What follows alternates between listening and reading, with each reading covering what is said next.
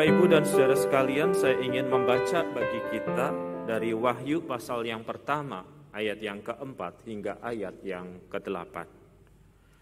Wahyu pasal yang pertama, ayat yang keempat hingga ayat yang ke-8.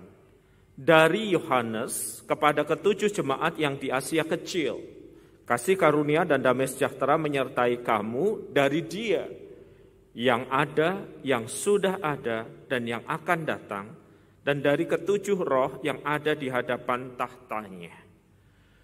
Dan dari Yesus Kristus saksi yang setia, yang pertama bangkit dari antara orang mati, yang berkuasa atas raja-raja di bumi. Bagi Dia yang mengasihi kita dan yang telah melepaskan kita dari dosa kita oleh darahnya, dan yang telah membuat kita menjadi suatu kerajaan, menjadi imam-imam bagi Allah Bapanya. Bagi Dialah kemuliaan dan kuasa sampai selama-lamanya. Amin. Lihatlah, Ia datang dengan awan-awan dan setiap mata akan melihat Dia, juga mereka yang telah menikam Dia. Dan semua bangsa di bumi akan meratapi Dia. Ya, amin. Aku adalah Alfa dan Omega, firman Tuhan Allah, yang ada, yang sudah ada, dan yang akan datang, yang maha kuasa. Bapak, Ibu, dan saudara sekalian, suatu kali saya bertemu dengan sepasang hamba Tuhan yang terbiasa dan tinggal di kota yang lebih kecil dari Surabaya. Jadi mereka menyediakan waktunya untuk berbicara, ngobrol, sekaligus refreshing, kata mereka. Saya mengajak mereka ke sebuah pusat perbelanjaan untuk berjalan-jalan dan kemudian menikmati makanan. Nah, di sepanjang perjalanan itu, di koridor mall yang ada itu, saya amati mereka berjalan lebih pelan dari saya. Tentu bukan hanya karena faktor usia, tetapi karena mereka memang ingin menikmati hal-hal yang bisa mereka lihat, yang nggak biasa mereka lihat. Dan saya tahu perjalanan mereka makin lama makin lambat. Kalau kiri kanannya ada banyak tulisan sale, diskon, potongan harga, buy one get two, dan sejenisnya. Langkah mereka melambat, mereka nampaknya mengamati, barangkali ada keinginan membeli. Nah, langkah mereka menjadi jauh lebih lambat lagi ketika kami melewati toko yang berjual lemari, kursi, dan sebagainya macam. Mereka mengamati dengan seksama. Nah, setelah akhirnya kami makan dan ngobrol, kami pulang. Nah, dalam perjalanan menuju tempat mobil parkir itu, sang bapak berkata, ternyata di kota, maksudnya di Surabaya ini, harga barang nggak terlalu mahal ya. Si ibu berkata, menambahkan, bahkan tadi saya lihat lemari yang harganya jauh lebih murah dibanding di kota saya. Oh ya, ibu lihat lemari yang mana sih? Itu saya masih ingat harganya kok cuma 678 atau 679.000. Lemarinya bagus. Si bapak juga berkata, juga ada kursi. Tadi saya lihat harganya 519 atau 529. Bagus banget. Mungkin kapan-kapan kami kesini lagi ya Pak WP ya. Kami mau beli itu. Sebentar Bapak Ibu, saya kok nggak yakin ya harga lemari yang bagus di mall ini hanya 670 sekian. Harga kursi yang bagus 52 sekian. Pasti Bapak Ibu salah lihat deh. Enggak Pak WP, kami ini biarpun usianya bertambah tapi masih tajam kalau ngelihat harga khususnya. Enggak deh Bapak Ibu, itu pasti salah. Enggak mungkin harganya segitu. Benar, kami yakin harganya segitu. Udah gini aja kan, kita enggak buru-buru ya Bapak Ibu ya. Yuk kita cek yuk. Kalau harganya seperti yang Bapak Ibu bilang, saya belikan untuk Bapak Ibu wis. Tapi kalau harganya enggak seperti itu, ya Bapak Ibu traktir saya makan lagi lah. Akhirnya kami naik lagi saudara-saudara. Dan saya bawa ke tempat itu. Itu Pak. Maka kami mendekat. Nah ketika sudah makin dekat saya minta, perhatikan deh labelnya. Dia baru nge.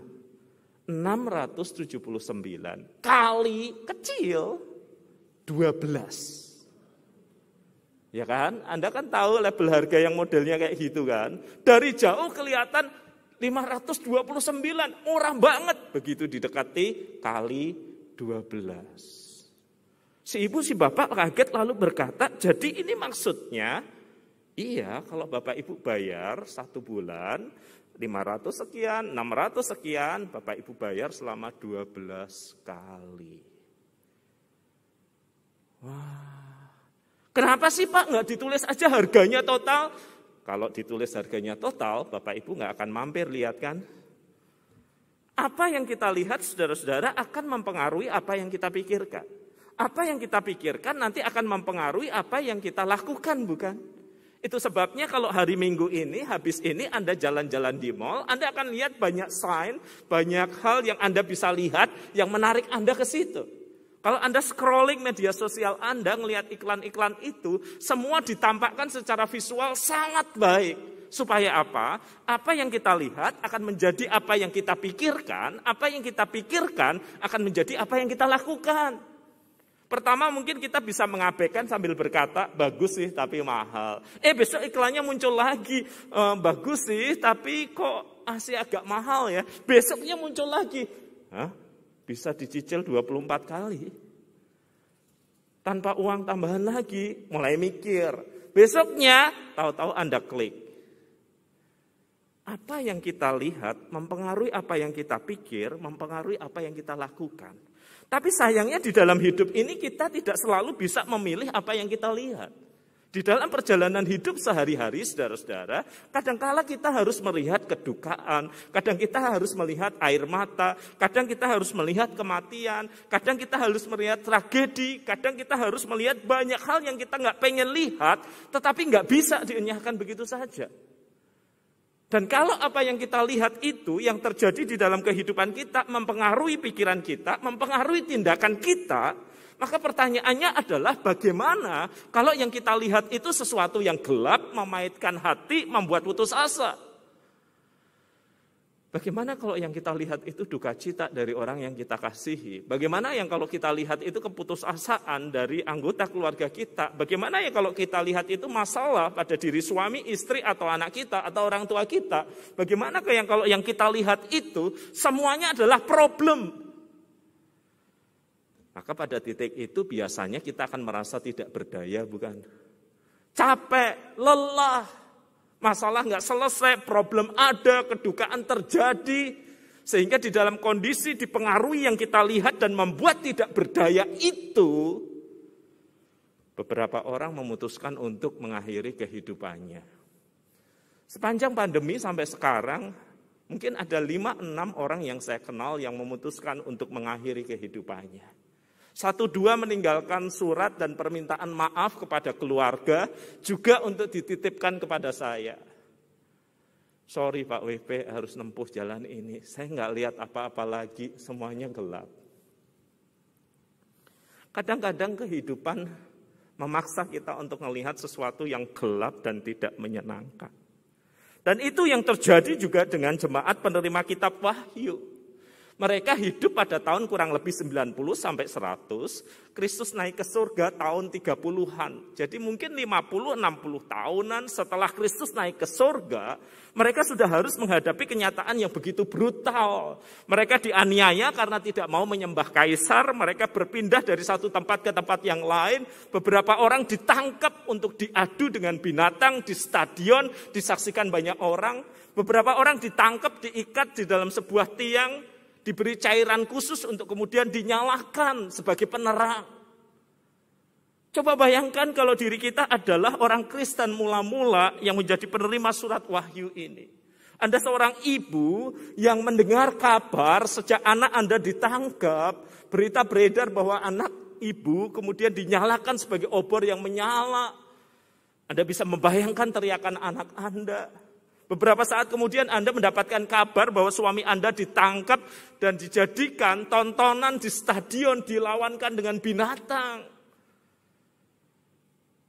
Di dalam situasi yang begitu gelap dan mengenaskan, wajar kan kalau orang merasa putus asa? Wajar kan kalau orang merasa tidak berdaya? Wajar kan kalau orang kemudian bertanya, di mana Tuhan? Dia yang naik ke surga itu, di mana dia? Apa yang dia lakukan? Mengapa umat yang dia cintai dibiarkan dalam keadaan seperti ini? Saudara-saudara, di dalam kondisi gelap dan penuh keputusasaan dan tak berdaya itulah kitab Wahyu diberikan. wahyu yang bukan pramudia, artinya adalah penyingkapan. Sesuatu yang tersembunyi dibuka untuk dilihat. Kenapa sesuatu yang tersembunyi dibuka untuk dilihat? Karena visi, karena apa yang dilihat itu penting. Jadi umat kemudian diberi kesempatan untuk melihat bukan hanya duka cita, ratap tangis yang di depan mata mereka, tetapi melihat realitas surgawi. Agar mereka disadarkan bahwa dunia ini sementara. Tidak ada masalah yang abadi. Agar mereka melihat tahta Kristus yang kekal itu, dan visi atau penglihatan pada tahta Kristus yang kekal itu mempengaruhi cara mereka menjalani kehidupan sehari-hari. Apa yang mereka lihat, saudara-saudara, ada di ayat yang keempat dan ayat yang ke-8. Dari Yohanes kepada ketujuh jemaat di Asia Kecil, kasih karunia dan damai sejahtera menyertai kamu. Ada kasih dan damai sejahtera dari siapa? Dari Dia, Allah yang digambarkan, yang ada, yang sudah ada, dan yang akan datang. Allah yang kekal, yang menjadi permulaan sejarah, sekaligus Allah yang akan mengakhiri sejarah kehidupan manusia. Dia yang bertahta di surga itu. Dari ketujuh roh yang ada di hadapan tahtanya. Kitab Wahyu penuh simbolisme, angka 7 ingin menunjukkan keutuhan, kesempurnaan pemeliharaan Allah. Allah yang ada di masa lalu, Allah yang ada di masa kini, Allah yang ada di masa depan itu memelihara hidup umatnya dengan utuh dan sempurna. Karena itu dikatakan kasih karunia dan damai menyertai kamu. Kasih karunia dan damai yang berasal dari keyakinan bahwa Allah tetap di tahtanya. Dia memelihara, Dia berdaulat atas semesta itu. Dan di ayat yang ke-8 dituliskan, aku adalah Alfa, huruf pertama di dalam abjad Yunani, dan Omega, huruf terakhir dalam abjad Yunani. Firman Allah yang ada, yang sudah, dan yang akan datang. Kitab Wahyu memberikan visi atau penglihatan ini. Bahwa damai sejahtera manusia yang sejati tidak pernah berasal dari apa yang terjadi di dunia ini. Damai sejahtera manusia yang sejati berasal dari penyingkapan bahwa Dia Allah tetap bertahta apapun yang terjadi di dunia. Dia bertahta di masa lalu, Dia bertahta di masa kini, Dia bertahta di masa depan. Tapi barangkali kita juga punya pertanyaan, sama seperti saya punya pertanyaan. Kalau Dia bertahta di masa lalu, di masa kini, di masa depan, mengapa Dia membiarkan dosa dan penderitaan terjadi di dunia ini? Dan itulah yang dijawab lewat ayat yang kelima. Bahwa Allah yang berkuasa di masa lalu, masa kini, dan masa datang itu bukan tidak melakukan sesuatu di dunia. Bukan tidak do something di dunia. Dia bahkan mengutus Sang Putra itu untuk hidup sebagai manusia, menderita, mati, disalibkan, dan dibangkitkan. Itulah sebabnya dalam rangkaian salam itu di ayat yang kelima dituliskan, dari Yesus Kristus, saksi yang setia, yang pertama bangkit dari antara orang mati dan yang berkuasa atas raja-raja di bumi. Bagi Dia yang mengasihi kita dan yang telah melepaskan kita dari dosa kita oleh darah-Nya. Damai sejahtera itu bukan hanya berasal dari keyakinan bahwa Dia bertahta di sana, tetapi Dia yang di sana itu telah menjadi manusia di dalam diri Kristus. Dia menebus dosa, Dia memperbaiki kemanusiaan, Dia menolong kita untuk hidup sesuai dengan ketentuannya.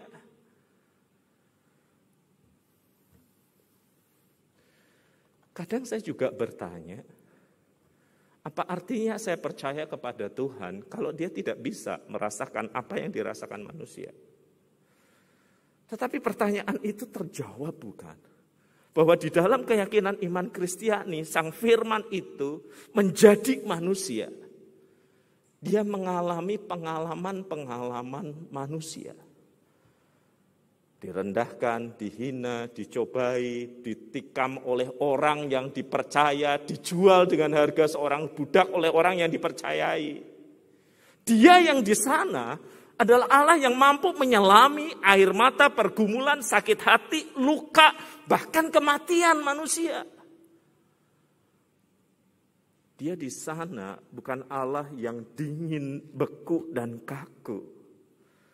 Tetapi ketika Sang Sabda menjadi manusia di dalam diri Kristus, dia merasakan semua yang dirasakan oleh manusia. Tetapi dia hidup seperti kehendak Bapaknya yang di sorga.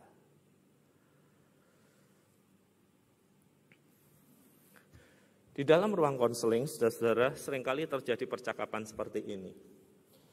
Setelah orang cerita masalahnya, setelah orang cerita hidupnya, lalu saya menanggapi 1-2 kalimat, baru saya tanggapi 1-2 kalimat langsung ngomong gini, ya tapi Pak WP nggak pernah ngalami seperti yang saya alami kan. Ngomongnya sih maaf ya Pak, gampang, tapi menjalaninya susah. Yang lain juga mengatakan begitu, Bapak sih pendeta, hidup setengah di surga. Salah, saya di Wisma Mukti hidupnya. Jadi nggak ngerti perasaan susahnya hidup di dunia ini loh. Nah, dipikir saya tidak menjejak tanah gitu saudara-saudara. Tapi saya paham yang dia maksud. Maksudnya adalah pengalaman saya ini nggak bisa dipengerti oleh orang lain. Bahkan seorang hamba Tuhan pun seperti Bapak nggak bisa ngerti. Lalu ketika kita merasa diri kita orang paling malang di dunia, nggak ada yang seperti kita, terus ngapain? Kita maju menang, enggak, kita tenggelam dalam keputusasaan dan depresi. Itu sebabnya Sang Firman Yesus Kristus menjadi manusia. Alkitab mengatakan dia menjadi sama seperti manusia. Anda pernah diludahi dan sakit hati, Kristus pun pernah mengalaminya. Anda pernah ditikam oleh orang yang Anda percayai, dikhianati, Yesus dijual dengan harga seorang budak. Anda pernah disakiti secara fisik dan itu begitu membekas, lihatlah pada tangan dan kakinya. Jadi lewat penglihatan atau visi itu, Yohanes ingin menegaskan bahwa dia ada di sana, bahwa dia bertahta di surga, tetapi dia yang bertahta di surga, dia mengerti apa yang terjadi di dunia. Dia berempati dengan semuanya itu. Semua derita Anda dan saya mengingatkan akan derita yang pernah ia tanggung. Alias penglihatan itu ingin berkata, tidak ada seorang pun yang sendirian di dalam pergumulannya. Ada Kristus yang bertahta, tetapi ada Kristus yang mengerti semua beban dan pergumulan itu. Dan kepada Kristus yang seperti itu kita datang dan berdoa. Bayangin, orang yang minta-minta, pengemis, nunggu di depan depot, lalu berkata kepada Anda gini, Pak, Bu, saya belum makan, dari kemarin minta sedikit uang. Kalau yang dia minta adalah Bapak dan Ibu yang nggak ngerti arti kelaparan, Bapak Ibu malah bilang gini, males, makanya kerja. Atau kalau Bapak Ibu yang diminta adalah Bapak Ibu yang biasa doa puasa, Bapak Ibu akan bilang gini, dari kemarin saya pernah seminggu doa puasa nggak mati kok. Nggak ada empatinya. Tapi kalau yang diminta Bapak dan Ibu yang dulu pernah ada dalam posisi seperti itu, minta makan dari orang lain, pasti Bapak Ibu akan mengatakan, saya ngerti perasaanmu, ini sedikit uang untuk kamu makan. Salib itu mengingatkan kita bahwa dia bukan hanya naik ke surga, tetapi dia yang naik ke surga mengerti setiap luka, kekecewaan, keputusasaan yang ada di dalam kehidupan kita. Dia tahu kadangkala hidup kita dicekam oleh kegelapan yang begitu dahsyat sehingga kita nggak bisa melihat kehadiran Tuhan di dalamnya. Bukankah dia sendiri juga pernah berseru, Allahku, Allahku, mengapa engkau meninggalkan aku? Ya, kadang kita nggak bisa memilih apa yang kita lihat. suami atau istri yang nggak seperti harapan kita, anak yang mengecewakan kita berulang kali, rekan bisnis yang menikam kita dari belakang, peristiwa tragedi yang membuat mata kita gelap. Kita nggak bisa nggak ngelihat itu, kita harus terpaksa ngelihat itu. Tetapi jangan hanya lihat itu aja. Kitab Wahyu diberikan supaya kita melihat realita kekal, bahwa Dia adalah Alfa dan Omega, yang awal dan akhir. Dia bertahta di dalam kemuliaan, tetapi Dia juga mengerti perasaan, pergumulan, luka manusia. Karena Sang Sabda itu pernah menjadi manusia. Di dalam masa pandemi aktivitas gereja nggak banyak. Aktivitas pelayanan pindah ke medsos, termasuk juga pelayanan konseling saya. Berapa kali sih saya dapat DM orang berkata, "Pak, saya lagi ada masalah." Dan kalau pas senggang menjawabnya, saya bilang, "Saya juga lagi ada masalah." Terus dijawab, "Masalah saya serius, Pak." Saya jawab, "Sama, masalah saya juga serius." Lalu dia reply lagi, "Saya nggak bercanda, Pak." Saya bilang, "Iya, saya juga nggak bercanda." Kalau kamu serius, kalau Bapak Ibu serius, ini nomor telepon saya. Telepon ya, jam sekian, tepat, nggak lebih dulu, nggak lebih telat. Oke, deal. Telepon, saudara. "Pak, masalah saya serius. Banyak banget, sampai susah mau cerita dari mana. Saya cuma pengen tanya, ada nggak sih Pak alasan untuk saya untuk hidup? Menurut Bapak apa? Sebentar Pak, sebelum bercakap lebih lanjut, boleh nggak video call? Karena saya mau lihat rautnya kan, saya belum kenal kan. Jangan-jangan ini di prank untuk konten YouTube kan bisa. Zaman sekarang kan mesti hati-hati. Boleh Pak, dimatikan, kemudian video call. Sekilas saya melihat tempat ruang kerja yang cukup bagus. Lalu si Bapak melanjutkan percakapannya. "Jadi gimana Pak? Apa alasan saya untuk hidup di tengah begitu banyak masalah saya yang ada? Bapak bisa kasih 1-2 ide lah. Saya udah telepon banyak pendeta, saya capek. Kasih saya 1-2 ide ya Pak untuk bertahan hidup. Jangan kasih ayat." Saya bilang, "Saya nggak punya. Untuk Bapak saya nggak punya.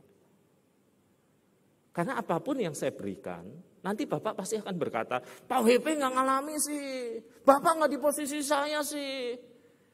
Jadi saya nggak tahu alasan untuk Bapak terus hidup. Tapi saya tahu Pak, alasan untuk saya terus hidup apa. Untuk diri saya tahu."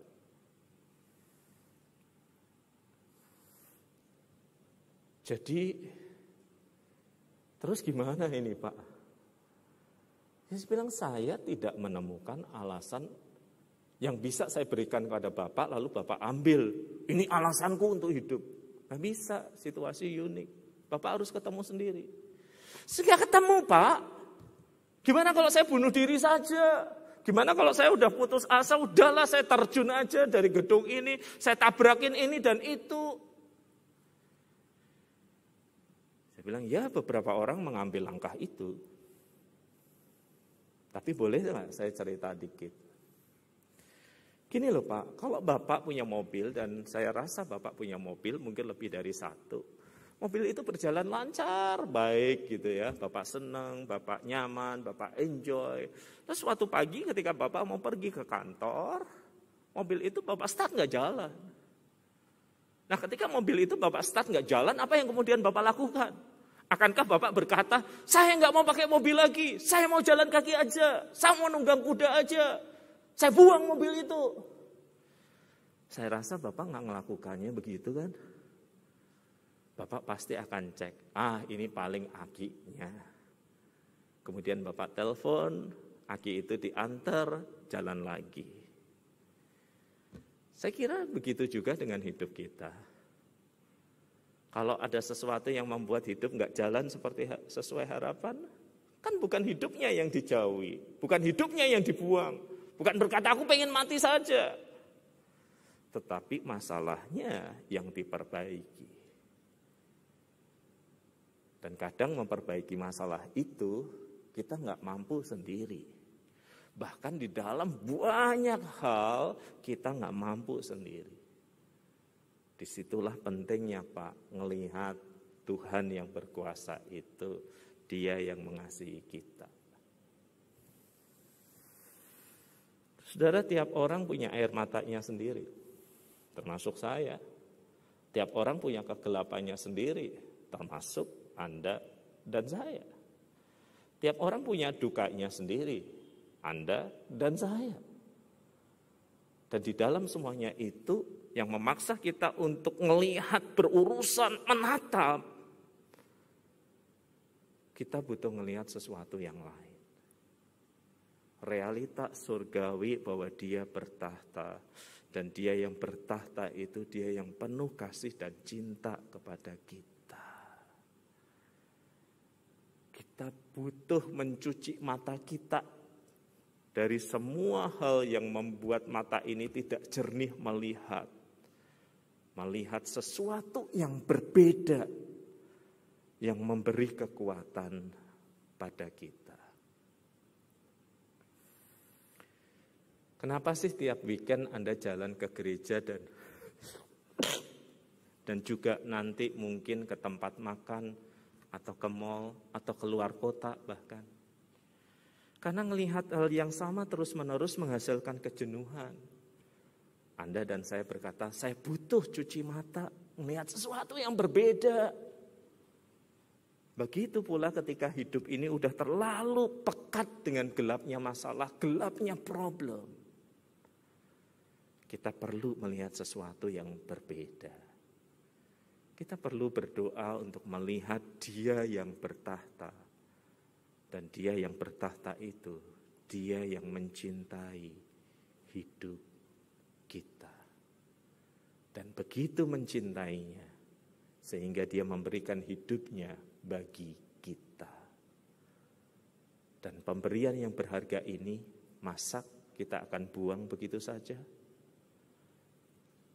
Mari kita berdoa. Tuhan, tiap orang punya air mata, punya duka, punya kegelapannya sendiri. Kadang-kala kami tidak mampu melihat yang lain. Dan untuk itulah sabdamu diberikan bagi kami. Supaya kami tidak jenuh, lelah melihat kenyataan yang sama. Kami melihat realita yang berbeda, yang menyegarkan, yang memberikan harapan. Bahwa Engkaulah yang berkuasa atas sejarah manusia. Bahwa Engkaulah Alfa dan Omega, yang awal dan yang akhir. Engkau yang memegang hidup mati kami. Dan oleh karena itu tidak layak kami membuang kehidupan kami. Apalagi tidak menjalaninya dengan sebaik-baiknya. Tolonglah kami. Tidak ada orang yang bisa mengerti kami sedalam-dalamnya selain Engkau. Di dalam nama Kristus, buka mata kami untuk melihat Engkau yang bertahta, dan Engkau yang berkahta adalah Engkau yang penuh cinta bagi hidup kami. Amin.